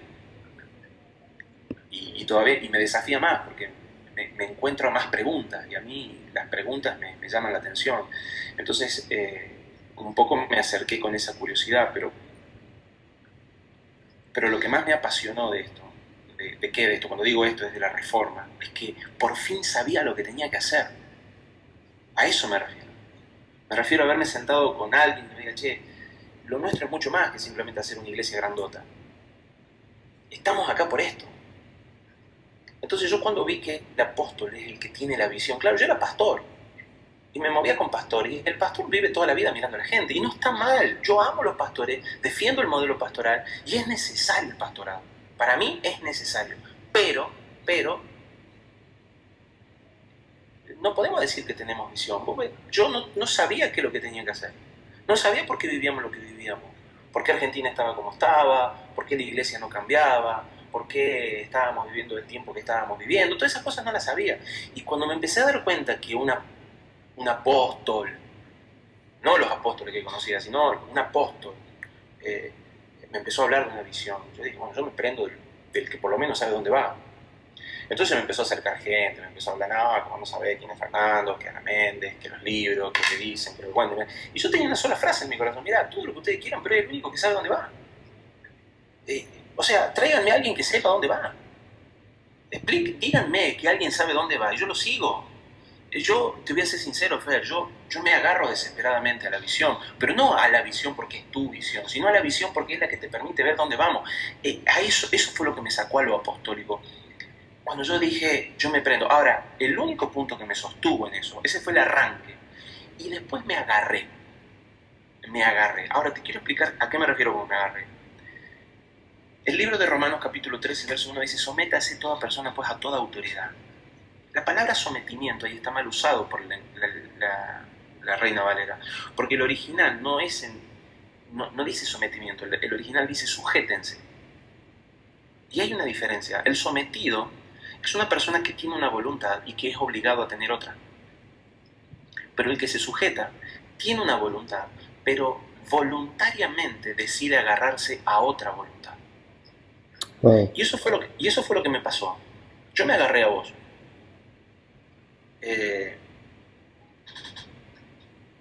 Podía haber muchas diferencias en muchas cosas, podía haber muchísimas cosas que la gente me venía a decir, y aún cuando me venían a decir, yo decía, yo todo eso lo veo, yo no me chupo el dedo, yo sé que es un ser humano y todo eso, pero yo me aferro a lo que yo vi, y lo que yo vi es un hombre que sabe dónde va.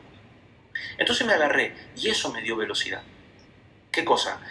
Dios no me bendijo, es lo que yo entiendo, por supuesto que sí, pero Dios no me bendijo tanto por Fernando Orihuela, sino que me bendijo por mi obediencia. Correcto. Es decir, por haberme sujetado. Por supuesto que gracias a Dios me sujeté, yo entiendo que me sujeté a la persona correcta que el Padre me había puesto y creo que se potencian, ahí es donde la iglesia se potencia y unidos somos muchos, es decir, lo poquito que yo tenía, cuando me uní a vos se convirtió en algo gigantesco, porque yo tenía una semillita, te agarré de la mano y la semilla se convirtió en un árbol gigantesco. Esa es la sensación que me dio. Todo eso estaba dentro mío, lo había puesto el Padre, pero iba a ser activado solamente por alguien que supiera dónde iba. Y eso fue lo que me pasó. Simplemente me agarré y obedecí. Esa fue la sensación que y hasta el día de hoy me mantiene. ¿Crees que los... Hay algunos puntos con los que quiero cerrar esta entrevista que son bien importantes. El papel de la obediencia. Aquí hay otros pastores conmigo que están en la misma ciudad que Pastor Sebastián, en Córdoba. Muchos de ustedes quizás han tenido el privilegio de estar en una escuela de profetas en Córdoba. Los dos pastores de Córdoba que tengo acá, Pastor Andrés y Eduardo, pueden dar fe de que cuando conocimos a Sebastián, él se reunía en una oficina donde quizás toda la congre era este pedacito, toda, 2 pisos. Más bien que el Espíritu Santo no ocupaba mucho espacio porque si no nadie entraba. Él estaba convencido, tengo permiso para contarles esto de parte de él, no se me asuste. Él estaba convencido de que él iba a afectar una parte de la ciudad que se llamaba Nueva Córdoba, una carga que tenía Eduardo, ahí dentro. Un lugar muy difícil, una zona económicamente muy fuerte, muy peleada, donde apenas había otra congregación por ahí cerca. La primera vez que yo conozco ese lugar, yo le dije, este no es tu lugar. Él estaba reconvencido que era su lugar. Le dije, tú puedes pelear esta batalla de 2 maneras. Puedes pelear desde dentro de la ciudad con fuego cruzado, o puedes salir de esta parte y pelear desde afuera por esta parte de la ciudad.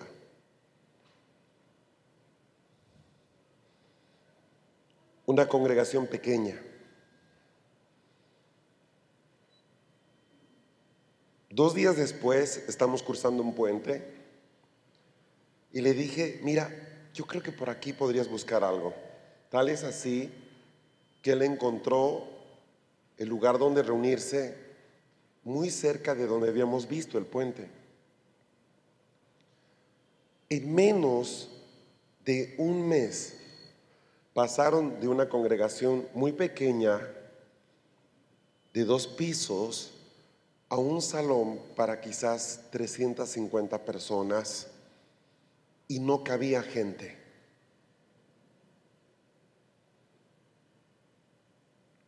Cuando conocí a Eduardito, la primera vez que voy a su congregación, alquilabas los domingos el salón de un hotel, pastor.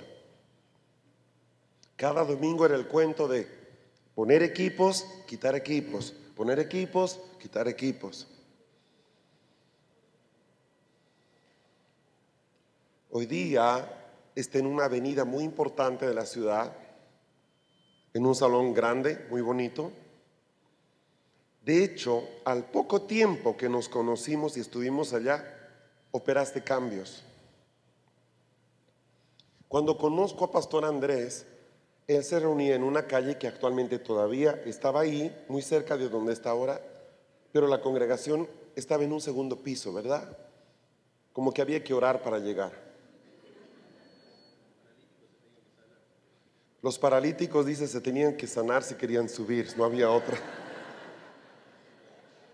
Hoy día, Andrés ocupa gran parte de la calle con ventana hacia la avenida, hacia la calle principal.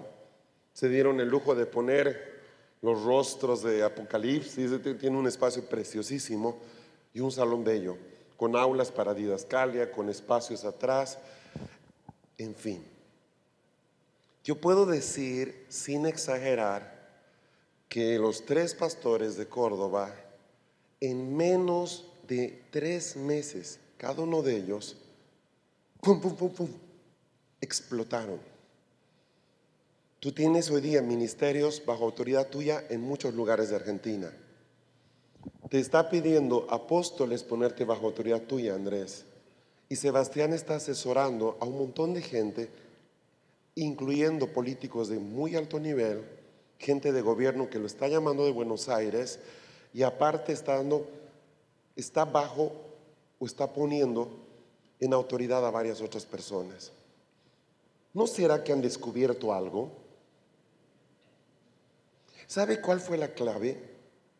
No soy yo, ni es fulano, es obedecer.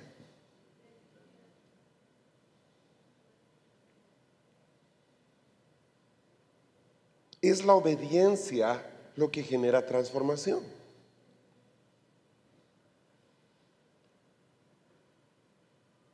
No les cabe la gente, las iglesias están creciendo, hay una explosión en sus ministerios simplemente porque decidieron obedecer. A mí no. Yo tengo mucho cuidado en decirle a alguien, a darle instrucciones directivas.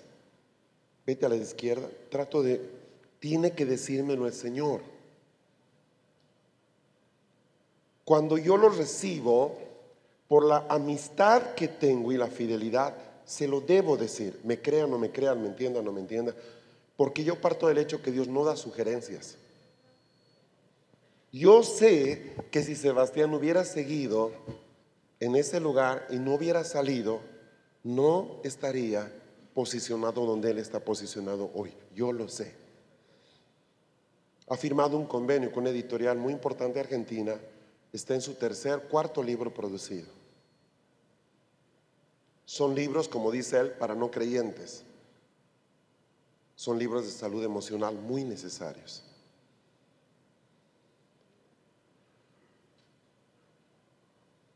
Andrés acaba de escribir un libro y creo que viene para más. Este es un diseño. De la misma manera, mi esposa y yo tuvimos que aprender a obedecer por años donde Dios nos colocó. Y como dijo Sebas, tuvimos que aprender a sufrir la obediencia, porque la obediencia se la sufre. Eduardo me decía más de una vez: Fer, ¿hacemos el evento o no? Si quiere lo paramos. No, Eduardito, yo creo que es de Dios. ¿Tú qué sientes? Sí, sentimos que es de Dios. Hagámoslo. Pasa un tiempo: Fer, estoy por tomar tal local, ¿qué opinas tú? Está bueno, pero mira, y esto. O sea, hay un acuerdo. En esta última convocatoria que tuvimos en abril, no nos cabía, si llegaba más gente estábamos sonados. Era un salón inmenso, no cabía nadie más. No sé qué vamos a hacer el próximo año, porque vamos a estar golpeando Córdoba hasta que el Señor diga. Pero si hay un rasgo en Eduardo, por ejemplo, es su obediencia. Si hay un rasgo en Andrés, es su obediencia. Pastor, yo creo que este músico tiene algo raro. Listo, lo quitó, pum, salió. Listo, ahí estamos. ¿Qué sentido tendría de perjudicarlo yo? Entonces, cuando tú tienes una palabra directiva, y esa es la virtud de estar bajo autoridad. Hay gente hoy día que ofrece coberturas. Es impresionante que te ofrezcan coberturas. A mí me asombra. Ay, pues me llamó un apóstol y me ha ofrecido cobertura. ¡Wow! Porque es algo que se teje en el cielo y es parte del Espíritu Santo. Y técnicamente esa palabra cobertura no es correcta. La palabra correcta es estar bajo autoridad. No es: ¿quieres cobertura? Te doy cobertura, está bajo mi cobertura. Solo Dios nos cubre. Nosotros no somos Dios, pero sí somos gente que está bajo autoridad. Yo estoy bajo autoridad, mi esposa está bajo autoridad, la gente con la que trabajamos está bajo autoridad. O sea, quien me toque va a tener que tocar a la gente que está conmigo, arriba, abajo, a los lados, de todo lado. ¿Me entiende lo que le estoy diciendo? Pero cuando me llama una persona y me dice: mira, Fer, me parece que no debes hacer esto, o no debes viajar. Yo he cancelado viaje porque la persona que tenía bajo autoridad me dijo: no viajes. Ya tenía todo hecho, no viajo. Listo. ¿Por qué? ¿De qué me sirve estar bajo autoridad si hago lo que quiero? Es un cuento.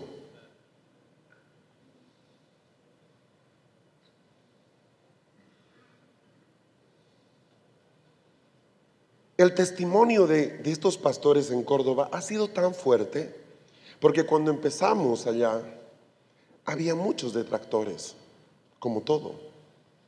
La primera vez que llegamos a Córdoba, Eduardo se dio el trabajo por meses de visitar pastor por pastor, regalarle un CD, etc. Y lo primero que hicimos al día siguiente que llegué fue un desayuno. Eduardo hizo un desayuno con la asociación de pastores, habían como 40 pastores. ¿Por qué? Porque por un tema de respeto nos presentamos a los pastores de la ciudad. Y Eduardo dijo: quiero presentarles a Pastor Fernando, viene a dar un seminario acerca de intercesión. Me miraron, pues diga quién es usted. Me presenté, dije lo que íbamos a hacer, los invitamos a los pastores a estar. Así empezamos. Ahora, todos ellos tuvieron que cerrarse la boca porque nos dieron con un palo muchos cuando vieron la prosperidad de ellos, cómo Dios los ha levantado.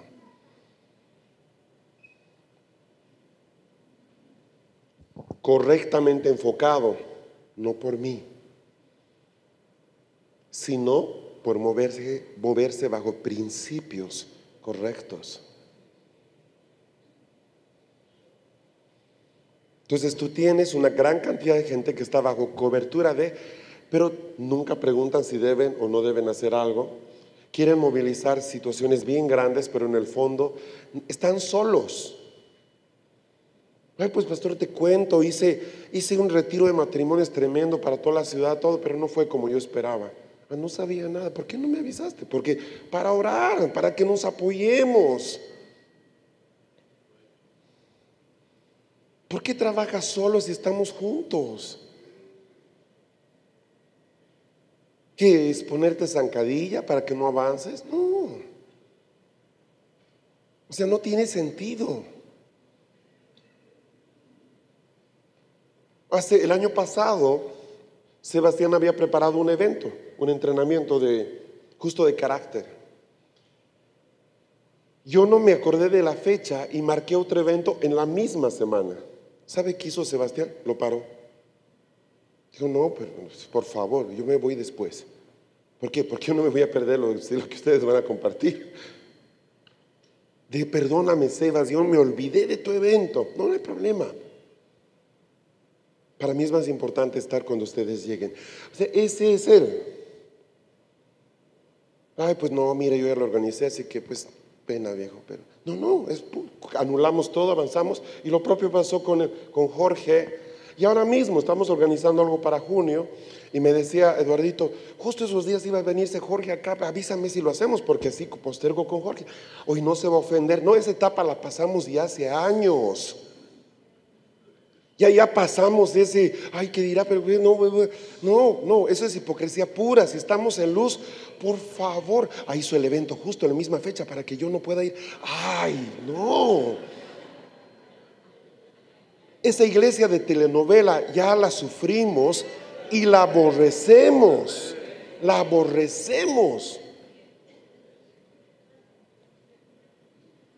Los pastores de la ciudad se están acercando ahora. Después desde el 2008 se están acercando a uno u otro, porque es evidente. Uno, desde que caminaron juntos cambió todo. Dos, no se cansan.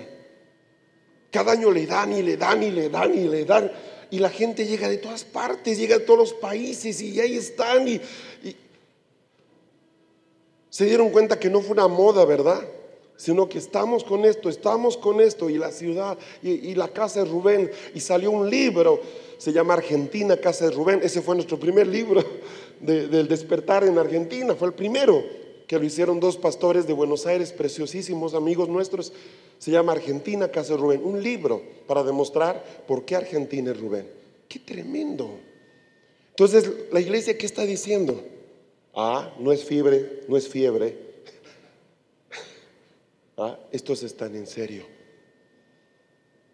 Ahora estamos entrando a la segunda parte de Transformación Argentina. Estamos diseñando un proyecto apostólico, pero brutal. ¿Cuál es? Vamos a ir a diferentes partes de Argentina. Van a ir ellos, ¿sí o no? Pero vamos, soy parte de esto. Vamos a ir a diferentes partes de Argentina y vamos a reunir a los pastores de la ciudad para decir, ¿quieren saber por qué Argentina está pasando lo que está pasando? Nosotros sabemos. ¿Quieren saber por qué tenemos 70 años de peronismo? Nosotros sabemos. ¿Quieren saber por qué aquí había tantos teatros y ha sido considerada Buenos Aires el París o el Europa de... Nosotros sabemos. ¿Quieren saber por qué en los años 20 Argentina era la tercera potencia mundial y hoy día somos la cola del gato? Nosotros sabemos. No vamos a ir a hablarles de doctrina, de por qué tiembla la gente, de si los demonios salen con hipo o con erupto. Hay muchos libros para eso. Vamos a ir a los pastores a explicarles, por qué está viviendo su generación lo que está viviendo. Estamos armando una carpetota, presentaciones, donde dice exactamente eso. Son 3 días que vamos a ocupar y van a funcionar como equipo apostólico. Van a ir varios pastores.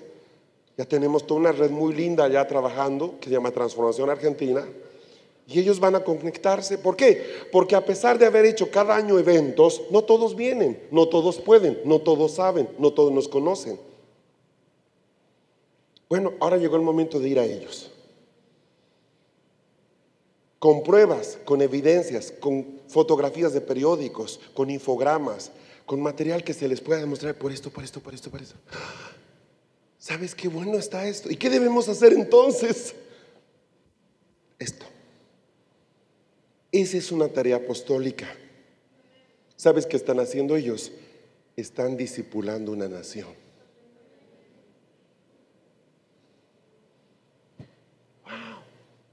¿Cómo empezó todo? Orando. Señor, salva a Argentina. ¿Dónde están hoy día? Están dando directrices para dónde vamos. Allá vamos.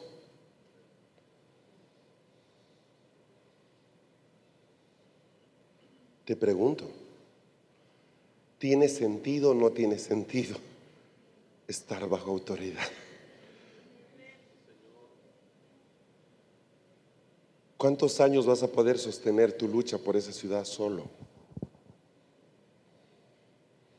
Ay, mire, yo estoy bajo autoridad, pero sabe, mi apóstol no cree en esto. Pues ni chicha ni limonada, ¿cómo le haces, hermano? ¿Y cómo hablas? ¿De qué hablan cuando se encuentran? Ah, no es que él sabe, no entiende nada lo apostólico, él está o de guerra, o de intercesión, o de adoración, él tiene otro llamado. ¿Y tú qué haces ahí? Técnicamente eso se llama hipocresía, porque estás con alguien que en el fondo no comparte sus principios.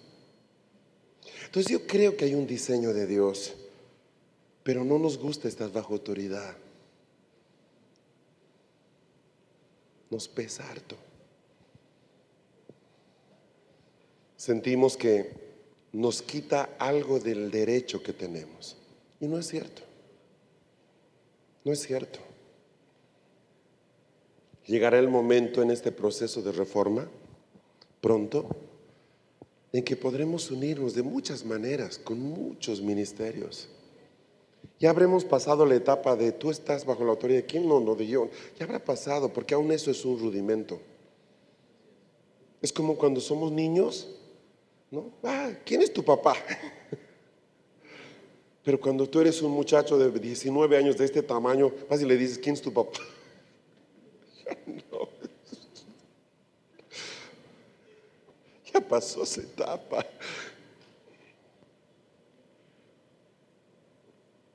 Las ventajas de estar bajo autoridad. Amén.